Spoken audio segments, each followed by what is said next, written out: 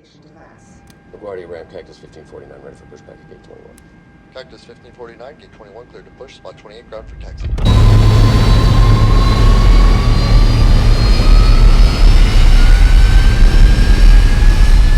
Be sure you turn that on. Tray table up.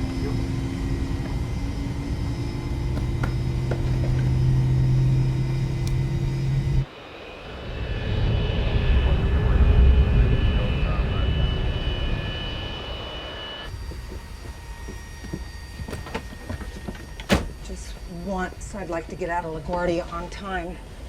Well, you know the only way to get out of LaGuardia on time. Yeah, what's that? Fly to JFK. Buddy.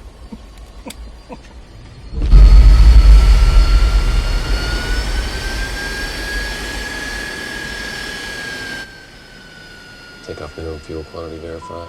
19,000 pounds required. We got 21.8 on board. 19,000 pounds required, 21.8 on board.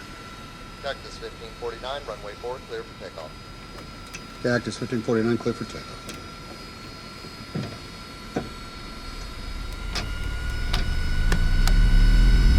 Tony. Focus set.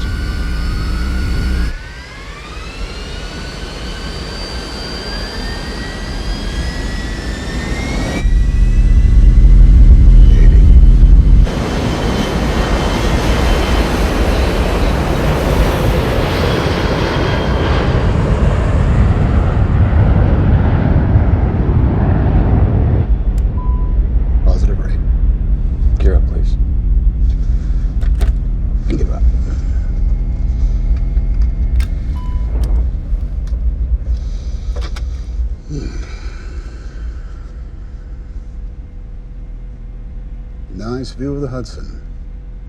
I'll never get over how beautiful it is up here. Life's easier in the air. Yes, it is. Birds. Whoa.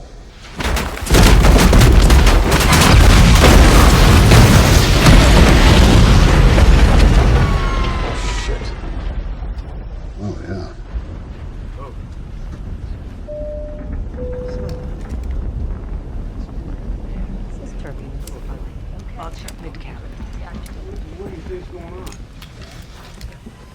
It's okay. Everyone, might be a good idea just to keep your seatbelts on.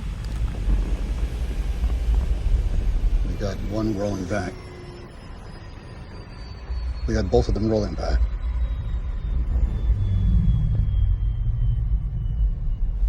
Ignition start.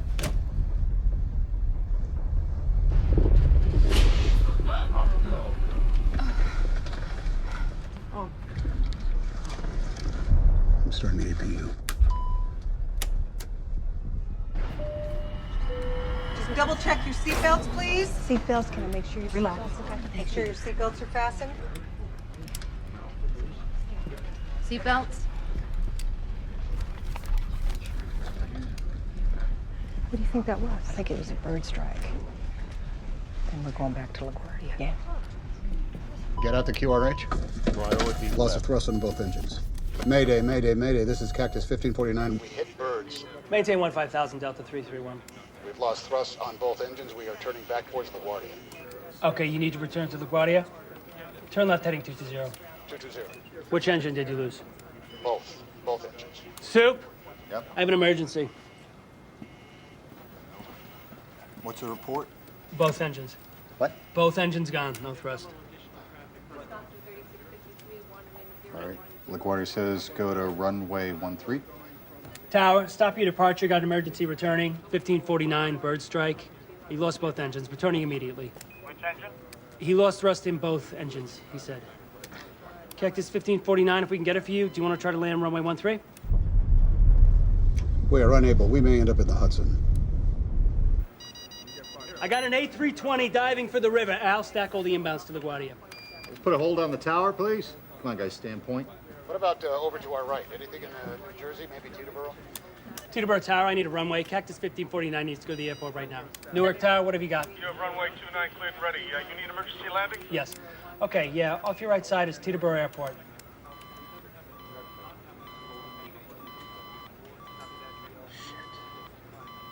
This is the captain. Brace for impact. What? Brace! Brace! Brace! Heads down! Stay down! Brace! Brace! Brace! Heads down! Stay down! Cactus 1549, turn right 280. You can land runway 1 Teterboro. We can't make it. We're gonna end up in Hudson. I'm sorry, say again, Cactus?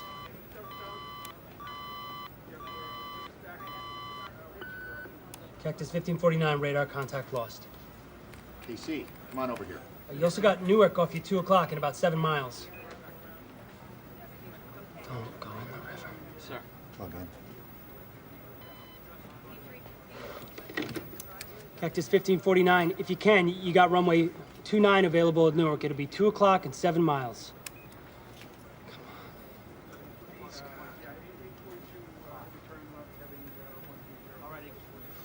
Sorry, Patrick. No, he's inbound to Newark. I know it. He just went off the box to focus. Patty. He'll come back up. He's heading to Teterboro. We need other eyes and ears. Attention all aircraft in the vicinity of the GW. Around this bend up here, we'll see the USS Intrepid. Got the A320 on emergency descent. Cactus 1549 is low level above the Hudson. This is helicopter 167 Mike Tango. I've got eyes on him. Okay, I gotta chop in these visuals. I'm staying on this. He's out there. He's headed to Newark, 7 miles. It's only 7 miles. Cactus 1549, this is departure control. On guard, do you read? It's going down. Cactus 1549, do you read me? Shit, he's going down. He's gonna hit the water. KC, take a seat. Sure.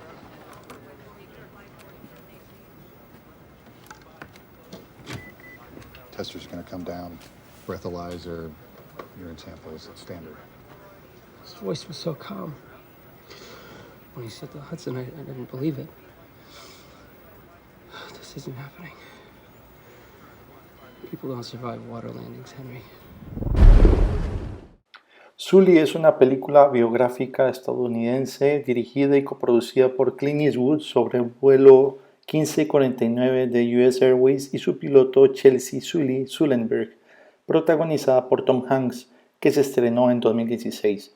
En el resumen, la trama de la película es la siguiente. El 15 de enero de 2009, los pilotos de US Airways, capitán Chesley Sully Sullenberger, Tom Hanks y el primer oficial Jeff Skiles, abordaron el vuelo 1549 de US Airways desde el aeropuerto de La Guardia al aeropuerto internacional de Charlotte Douglas.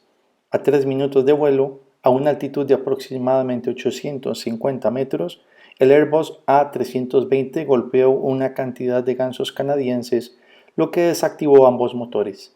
El aeropuerto de Teterboro era el más cercano, por lo que sin la potencia del motor y considerando imposible llegar a los otros aeropuertos cercanos, Sully abandonó el avión en el río Hudson, una maniobra poco efectiva en la mayoría de los casos. Afortunadamente, la tripulación y los pasajeros evacuaron el avión sin sufrir bajas, pese a estar en pleno invierno. La prensa y el público vieron en Sullenberger un héroe. Sully se entera de que los datos preliminares del accidente sugieren que el motor de babor todavía estaba funcionando. Esto le habría dejado con suficiente poder para regresar a La Guardia o aterrizar en Teterboro. Además, la Junta Nacional de Seguridad del Transporte afirma que varias simulaciones informáticas confidenciales muestran que el avión podría haber aterrizado de manera segura en cualesquiera de los aeropuertos sin motores. Sully, sin embargo, insiste en que perdió ambos motores, lo que le dejó sin tiempo, velocidad o altitud suficientes para aterrizar de manera segura en cualquier aeropuerto.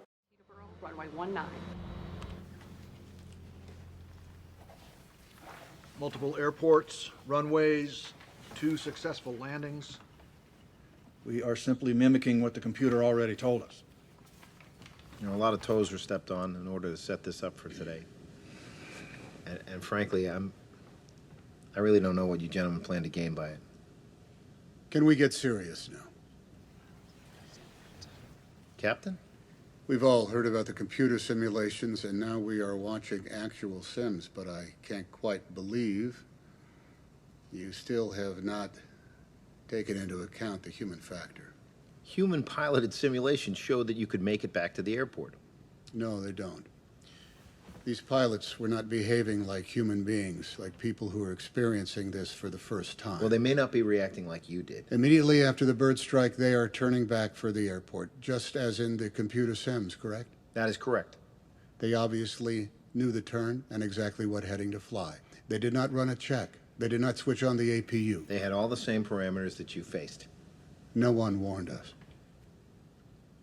No one said you are going to lose both engines at a lower altitude than any jet in history. But be cool. Just make a left turn for LaGuardia like you're going back to pick up the milk. This was dual engine loss at 2,800 feet, followed by an immediate water landing with 155 souls on board. No one has ever trained for an incident like that. No one. And the Teterboro landing, with its unrealistic bank angle, we were not the Thunderbirds up there. I'd like to know how many times the pilot practiced that maneuver before he actually pulled it off. I'm not questioning the pilots. They're good pilots. But they've clearly been instructed to head for the airport immediately after the bird strike. You've allowed no time for analysis or decision-making. In these simulations, you take in all of the humanity out of the cockpit. How much time did the pilots spend planning for this event, for these simulations? You are looking for human error. Then make it human.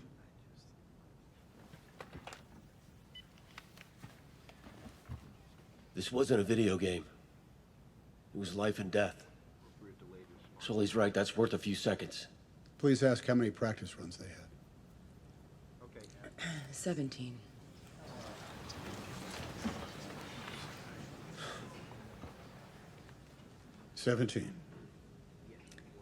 The pilot who landed at Teterboro had 17 practice attempts before the simulation we just witnessed.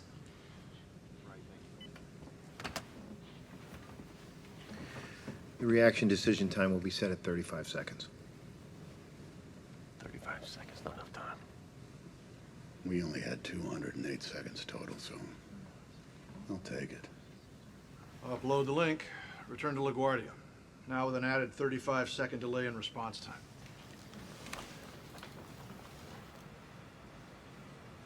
Birds. Okay, I saw him. Right. 35 seconds.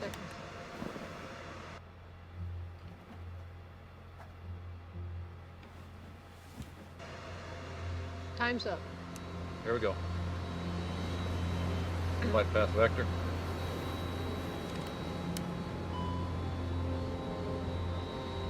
Going for 1-3. Okay. Activate confirm. Okay. You are confirmed. Okay, we're heading right for the airport.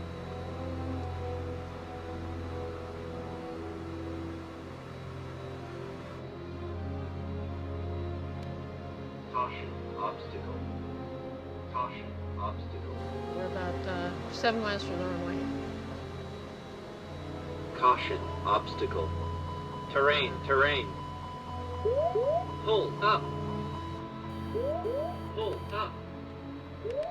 Pull up. Pull up. Too low, terrain. Too low, terrain. Extra speed.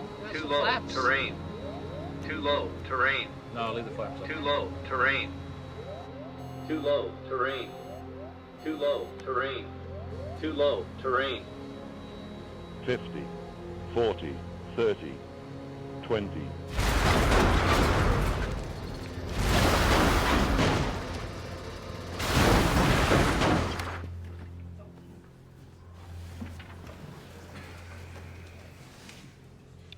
Let's try Teterboro. Upload the link, please. Birds. Autopilot off, flight director off. Hack the time. 35 seconds. Engine 1 and 2 fail.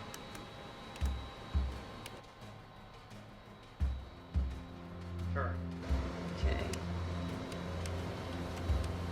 Let's see if we can make it. Heading up 290. Seen that Teterboro out there? I do.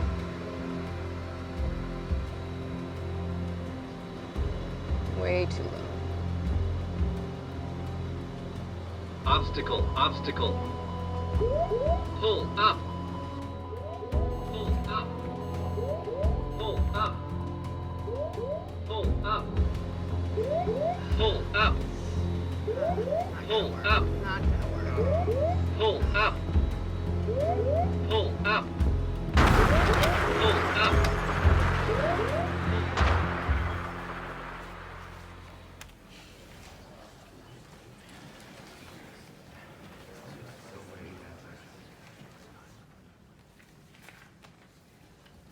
Does anyone need to see more simulations? Now that we've seen what could have happened, can we listen to what actually did? We will look at all the results at a later date. Elizabeth? For the record, this is the CVR of US Airways Flight 1549, January 15th, 2009. Gentlemen, headsets. What did you think? Hearing the CVR just now. I'll tell you what I think. I'm just so damn proud. And you were right there through all that distraction, with so much at stake. We did this together. We were a team. Thanks, Sully. We did our job. We did our job.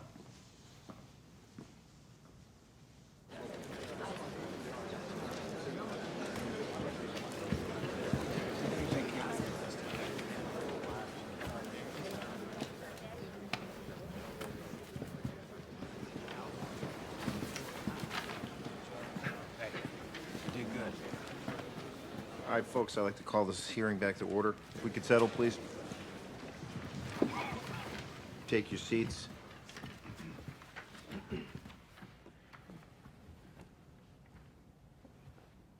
That is honestly the first time that I have listened to a crash recording while actually sitting with the captain and the first officer.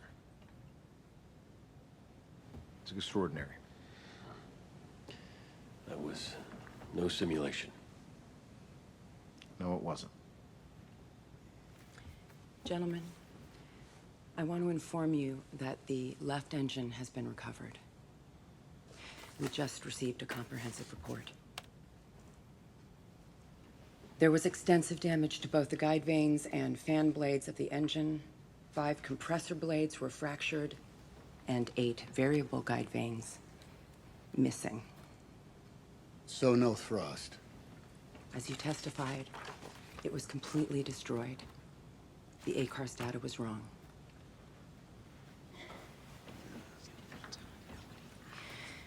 I'd like to add something on a personal note. I can say with absolute confidence that after speaking with the rest of the flight crew, with bird experts, aviation engineers, after running through every scenario, after interviewing each player, there is still an X in this result. And it's you, Captain Sullenberger. Remove you from the equation and the math just fails. I disagree. It wasn't just me. It was all of us. It was Jeff and Donna and Sheila and Doreen and all of the passengers, the rescue workers, the air traffic control, the ferryboat crews and the scuba cops. We all did it. We survived. First Officer Skiles, is there anything you'd like to add? Anything you would have done differently if you had to do it again? Yes. I would have done it in July.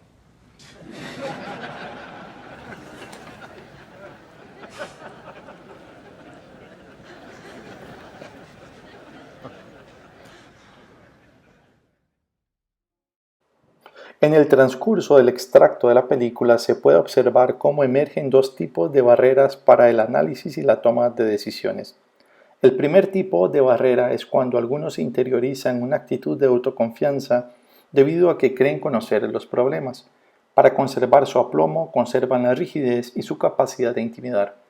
El segundo tipo de barrera es la actitud de quienes aparentan conocer la causa de los problemas, pero en el fondo dudan de sí mismos y, para mantener esa fachada de confianza, tienen que ocultar su ignorancia. En el caso de Sully, la situación le hace caer en confusión por la paradoja que se presenta, una posible actitud a la defensiva versus las decisiones que tomó de manera intuitiva. Lo que resultó crucial para entender lo que aconteció fue su aguda actitud de reflexión, el tiempo que tuvo para sopesar todos los escenarios que antes había valorado de manera tácita e intuitiva. El desenlace de la película hace evidente que las actitudes defensivas no eran suyas, sino de quienes le juzgaban. Afortunadamente, su autoconciencia y capacidad de análisis confirmó a todos que se trataba de un piloto experto, con experiencia militar en situaciones similares a las que sobrevivió en el río Hudson. De no haber tenido esa trayectoria previa en aviación, el resultado de seguir el protocolo establecido para las líneas aéreas posiblemente habría sido fatal.